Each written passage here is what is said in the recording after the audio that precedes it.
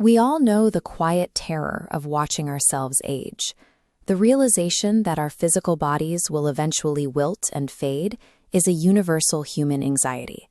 And because of that, there is a very seductive fantasy in the idea of hitting pause on your own biology, of keeping your youth forever. In 1890, Oscar Wilde explored this exact dark fantasy in his novel, The Picture of Dorian Gray. The story opens in the opulent London studio of an artist named Basil Hallward. Basil is finishing a masterwork, a full-length portrait of a young man named Dorian Gray. At this point in his life, Dorian is impossibly innocent. His face reflects a complete lack of corruption, and Basil is completely mesmerized by that purity. But then a visitor disrupts the peace. Lord Henry Wotton is a cynic who preaches a philosophy of new hedonism. He corners Dorian and tells him that youth and physical beauty are the only things worth having. He warns the young man that his beauty is already slipping away, and once it's gone, he'll have nothing left. Dorian panics. Looking at the finished painting, he is struck by the cruel reality that the canvas will stay perfect while his own body rots with time. In a moment of absolute desperation, he makes a wish. He declares he would give his own soul if the painting could bear the physical burdens of age while he remains young forever. With the universe accepting the bargain, Dorian is now a man completely untethered from physical consequence. He has become a psychological experiment in what happens when an ego is freed from the threat of aging and the burden of accountability. Dorian soon meets Sybil Vane, a brilliant young actress performing in a dingy, crowded theater in the London slums. He becomes entirely infatuated with her, or rather, with her ability to inhabit a new world every night on stage. But the moment Sybil falls in love with Dorian, her acting suffers. She tells him she can no longer pretend to feel emotions on stage, because her real love for him is so overwhelming.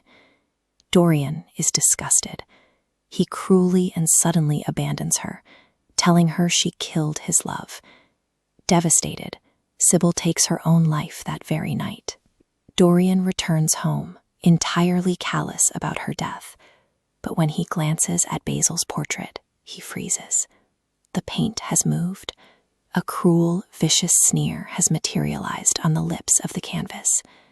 The canvas has become a physical ledger of Dorian's character. His wish has come entirely true. He has the youth, and the painting has the consequences. Knowing that his sins will now be violently visible to anyone who looks at the canvas, Dorian conceals it. He locks the portrait away in an abandoned upstairs playroom, keeping the only key to the door, ensuring no one will ever see his soul. This chart visualizes the terrifying divergence that happens over the next few decades of Dorian's life. This top line is his physical body, remaining perfectly flat, entirely untouched by age or consequence. But this second line tracks the state of his hidden soul on the canvas, plummeting sharply downward into horror. The gap between these lines represents his double life. He spends his nights indulging in the darkest vices of London's underbelly, opium dens, blackmail, and cruelty. Yet by day, he maintains a pristine reputation. His toxic influence spreads through high society, ruining the reputations and lives of his peers. People whisper about the trail of disgraced friends he leaves behind, but they look at his angelic, youthful face and refuse to believe the rumors. Absolute freedom from consequence does not bring Dorian happiness. It traps him in a grotesque addiction. He constantly creeps upstairs to unlock the playroom, obsessively checking the hideous, changing face on the canvas to see the toll of his latest sins. The tension breaks on the eve of Dorian's 38th birthday. Basil Hallward, the artist who painted the portrait, arrives at Dorian's home. Basil has heard the dark whispers circulating Dorian to deny them, begging to know the truth about his soul. Driven by a manic, almost prideful rage, Dorian agrees.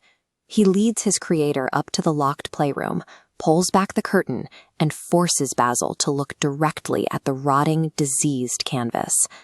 Basil is completely horrified by the physical manifestation of Dorian's evil.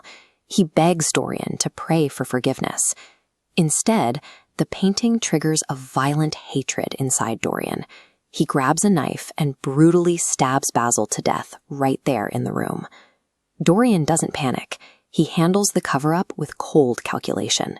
He blackmails a chemist whose life he had previously ruined, forcing him to dissolve Basil's body with nitric acid, completely erasing the evidence. Concealing the soul now demands the destruction of morality entirely. Dorian is trapped in an accelerating cycle of violence, crossing a threshold of evil from which he cannot return. After the murder, a state of extreme paranoia sets in. Dorian is hunted by ghosts. He is nearly killed in a dark alley by Sybil Vane's vengeful brother, and he begins seeing threats in every shadow. His endless pursuit of pleasure has devolved into a psychological prison. No matter what he does, he cannot escape the suffocating guilt of his actions. To his own mind, the smell of Basil's blood lingers everywhere. Dorian comes to a desperate realization. The painting is the last remaining piece of evidence of his conscience. To truly be free, he decides he has to destroy it. He walks up to the locked room, takes the exact knife he used to murder Basil, and plunges it into the canvas. Instantly, a horrific, inhuman scream rings out from the locked room, so loud it wakes the servants.